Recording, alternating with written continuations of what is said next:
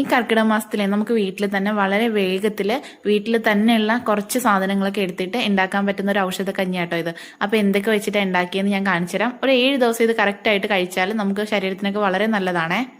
ആദ്യമായിട്ട് ഇതിന് വേണ്ടിയിട്ട് കുറച്ച് പച്ച ഔഷധ സസ്യങ്ങളില്ലേ നമ്മുടെ ചുറ്റുമുള്ള, അതൊക്കെ പറിച്ചെടുക്കണം കേട്ടോ. ഞാൻ ഓരോന്ന് ഏതൊക്കെയാണെന്ന് കാണിച്ചു തരാവേ. അതൊന്ന് വൃത്തിയാക്കി എടുക്കണേ.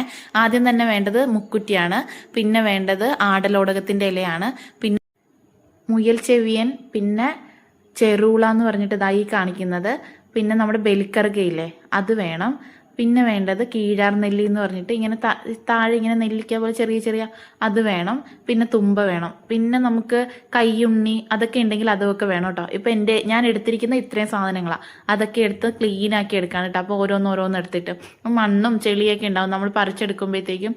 അപ്പോൾ അത് കുറേ പ്രാവശ്യം കഴുകി ക്ലീൻ ആക്കി ഇങ്ങനെ എടുക്കണം കേട്ടോ. അത് കഴിഞ്ഞിട്ട് അതൊക്കെല്ലാം പിന്നെ കുറച്ച് പേരലയും കൂടി എടുത്തിട്ടുണ്ട്, അത് പറയാൻ ഞാൻ മറന്നുപോയതാണ്. അതെല്ലാം കൂടി എടുത്തിട്ട് നന്നായിട്ട് മിക്സിയിലിട്ട് നന്നായിട്ട് അരച്ച് പേസ്റ്റ് പോലെ ആക്കിയെടുക്കണം. കുറേശ്ശെ വെള്ളം ഒഴിച്ചിട്ട് വേണം അരക്കാനേ, എങ്കിലും അരഞ്ഞു കിട്ടുള്ളൂ. എന്നിട്ട് അതിന് ശേഷം അതൊരു അരിപ്പയിലിട്ടോ അല്ലെങ്കിൽ എന്തെങ്കിലും ഒരു തുണിയിലിട്ടോ നന്നായിട്ട് പിഴിഞ്ഞ് ചാറ് മാത്രം ഇങ്ങനെ പിഴിഞ്ഞെടുക്കണം കേട്ടോ. അതിൻ്റെ അത് കുറേ ഉണ്ടാവും കേട്ടോ. അപ്പം നമ്മൾ അതെടുത്ത് ഇന്ന് കഞ്ഞി വെക്കുന്നതിന് ആവശ്യത്തിന് മാത്രം എടുത്തിട്ട് ബാക്കിയെടുത്ത് നമുക്ക് ഫ്രിഡ്ജിലോ എന്തെങ്കിലും അടച്ചു വെക്കാം. ഇനി അതിനുശേഷം ഉലുവ ഒരു അത്യാവശ്യം കുറച്ച് കൂടുതൽ എടുക്കണം കേട്ടോ. ഉലുവയും ഞവര അരിയും കൂടി എടുത്ത് നന്നായിട്ട്, ഇതാണ് കേട്ടോ ഞവര അരി, ഇത് ആശാളി എന്ന് പറയും. അപ്പോൾ ഞവര അരിയും ഉലുവയും നന്നായിട്ട് കഴുകി കുക്കറിലിട്ട് ഒന്ന് അടിച്ചെടുക്കുക. ആ സമയത്തേക്ക് ഇതാ 2 മുറി തേങ്ങ എടുത്ത് ഞാൻ ചിരണ്ടി എടുക്കണേ. തേങ്ങാപ്പാലോ അല്ലെങ്കിൽ തേങ്ങ അരച്ചോ ചേർക്കാം.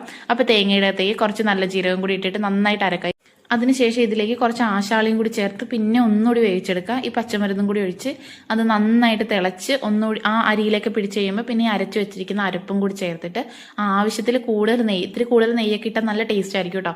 നെയ്യും കൂടി ഇട്ട് ഒന്നുകൂടി തിളപ്പിക്കരുത്. അരപ്പ് ചേർത്ത് കഴിയുമ്പോൾ ചെറുതായിട്ടൊന്ന് ചൂടാക്കി എടുക്കാവുള്ളൂ കേട്ടോ. കണ്ട ഇത്രയും വേഗം തന്നെ നമുക്ക് ഉണ്ടാക്കിയെടുക്കാൻ പറ്റും. ഭയങ്കര നല്ലതാട്ടോ. അപ്പോൾ എല്ലാവരും ഉണ്ടാക്കി നോക്കണേ.